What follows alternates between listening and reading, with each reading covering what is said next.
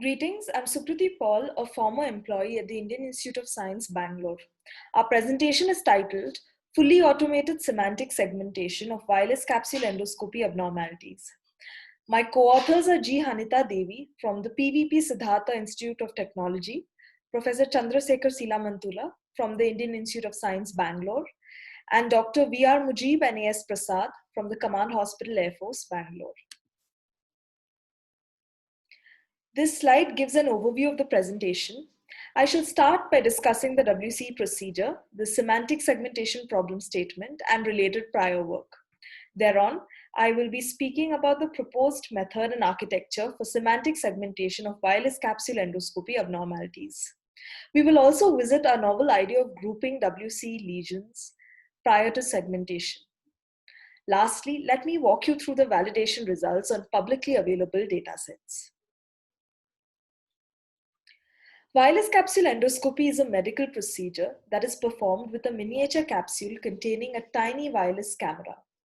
The capsule transmits color images of the gastrointestinal tract via radiotelemetry for 8 to 9 hours. Particularly, the procedure helps doctors visualize the small intestine, which isn't easily accessible via traditional endoscopy procedures. Once the procedure is carried out, approximately 50,000 images have to be reviewed by the doctors manually. This is time intensive and error prone. Figure 1 shows a microcam wireless capsule endoscope. The procedure is performed on an empty stomach. Before the patient ingests the capsule, he is made to wear a belt containing an external recorder. Several chest leads are connected to the recorder. When the capsule endoscope is swallowed, it starts transmitting images of the small intestine, esophagus, stomach, and colon to the external recorder. Based on the type of the capsule endoscope, the capsule transmits images at the rate of 3 to 6 frames per second. The images are captured for 8 hours, after which the capsule is excreted. These recorded images are then transferred to the computer for further processing to detect and identify abnormalities. Overall, the procedure is pain-free. Only 20 to 100 frames out of the 50,000 images may contain an abnormality. Analyzing all the frames becomes an exhausting task for the gastroenterologists. In all possibility, there will be ambiguities when it comes to assessing the extent of the spread.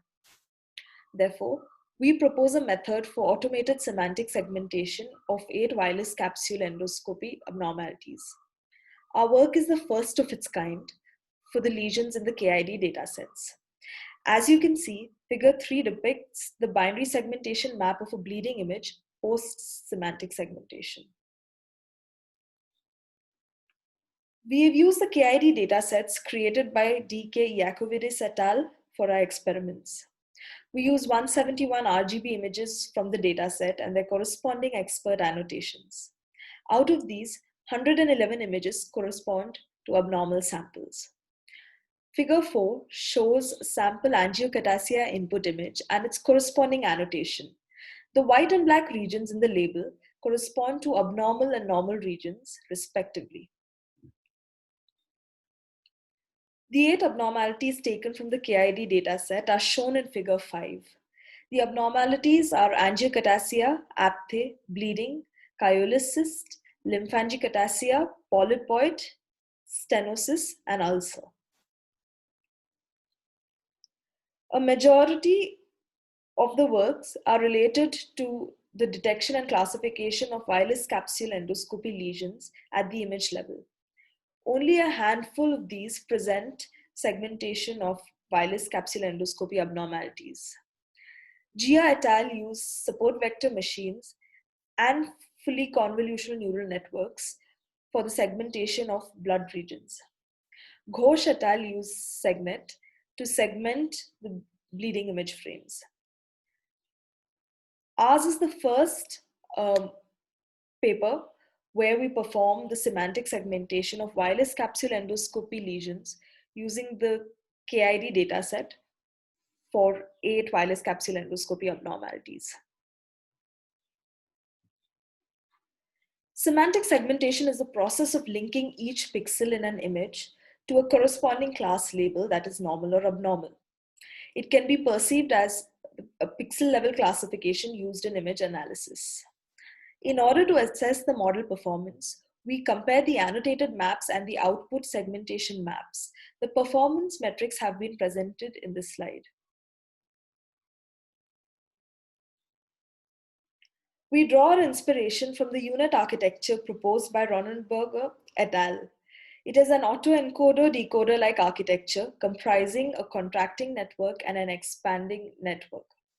The contracting network consists of successive 3x3 convolution layers and max pooling operators, while the expanding network comprises successive 3x3 convolution layers and upsampling operators. The upsampling operators increase the resolution of the segmentation map at each layer. UNet is known to improve localization as high-resolution features are added from the contracting path to the expanding path. Challenges arising due to insufficient training data are common for biomedical imaging applications. Nevertheless, the UNet architecture works effectively even with less training images. The CI lab color space makes color differences in WCE lesions far more apparent. We have modified the input image by concatenating the RGB and CI lab alpha channel-wise.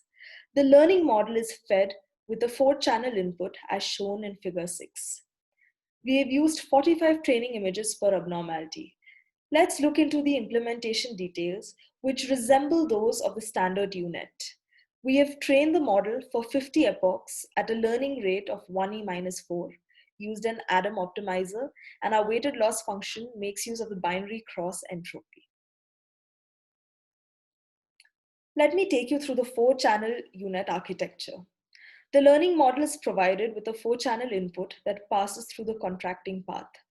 Towards the end of this path, we obtain an encoded compressed feature map. Each layer of the expanding path complements the corresponding layer in the contracting path as explained in the previous slides. We must note that certain information is lost in the contracting path during max pooling. To retain some of the lost information and to enable better localization, we combine feature maps in the contracting layer with the corresponding upsampled outputs in the expanding path. Ultimately, a binary segmentation map is obtained, which has the same resolution as the input. Let's have a look at the results obtained via the UNet and the 4-channel UNet. The yellow numeric values indicate the highest column-wise value under each performance metric. The low-performing abnormalities are highlighted in red. In the case of the 4-channel UNet, there is a considerable improvement in segmentation performance, especially for angiocatasia, Kyulis cysts, stenosis, and polypoids. The mean accuracy, Dice coefficient, and Jacquard index for the top 5 diseases are 94.35%, 0.8, and 0.69, respectively. We observe that angiocatasias, aphthe, and ulcers are relatively low-performing abnormalities. This could be due to data inadequacy, lack of prominent texture patterns, or intra-class differences in color or shape of the 3 abnormalities. You can see the segmentation results for angiocatasias, aphthe, bleeding, and polypoids on using the 4-channel UNet. Clearly, the 4-channel UNet recognizes abnormal regions better than the standard UNet. For example, our model has picked up most of the affected angiocatasia region, unlike the UNet, as shown in figure 8. We present the results of the remaining 4 abnormalities here. One can visually observe a significant improvement in the segmentation maps of Kyulis cysts and stenosis for the 4-channel UNet case. In the previous slides, we've seen that the model could not identify regions of angiocatasias, aphthe, and ulcers optimally. The challenge lies in boosting the segmentation performance of such low-performing abnormalities. Figure 10 presents the segmentation map of aphthe, which is also a low-performing abnormality. Our medical experts observed that the low-performing abnormalities highlighted earlier was similar to certain other abnormalities in terms of color and texture. This made us experiment with grouping similar abnormalities, assuming that the model could pick up common features more effectively and learn from larger training and testing data sets. The groupings were done by the medical experts based on visual perception. Two groups are considered for training. The first group consists of angiocatasias, bleeding, and lymphangiectasia, while the second group comprises aphthay and ulcers. The table presents the results of the unit and the 4-channel unit on abnormality groups. In the first case,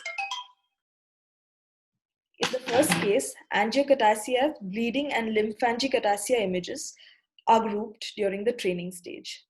We subsequently train for angiocatasias. Similarly, the model is trained and tested on aphthay and ulcers collectively. The yellow numeric values denote the performance metric values that have increased after implementing the 4-channel unit. The previous table shows a significant increase in the segmentation results for the 3 low-performing abnormalities. Overall, the sensitivity, Dice coefficient, and Jacquard index are seen to increase by 27.61%, 0.29, and 0.34 respectively. This suggests that the RGB plus the CIE lab alpha channel input holds more relevant information when compared to the grayscale input in the original UNET paper. You can see the segmentation maps obtained after grouping in figure 12. In both cases, the grouping images have closer resemblance to the annotations when compared to the segmentation maps that are obtained without grouping. In conclusion, we would like to underscore that the 4-channel unit outperforms the standard unit for all the 8 wireless capsule endoscopy abnormalities. Combining inputs from different color spaces has indeed improved the segmentation results.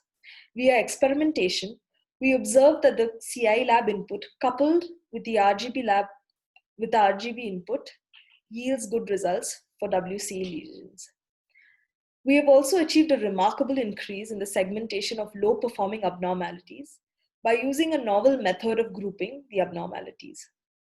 Lastly, the segmentation performance can be enhanced by using large data sets.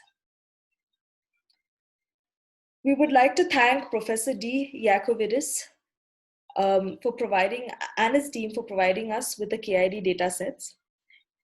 We are also grateful to the Robert Bosch Center for Cyber-Physical Systems at the Indian Institute of Science, Bangalore, for funding our project. Thank you. Huh?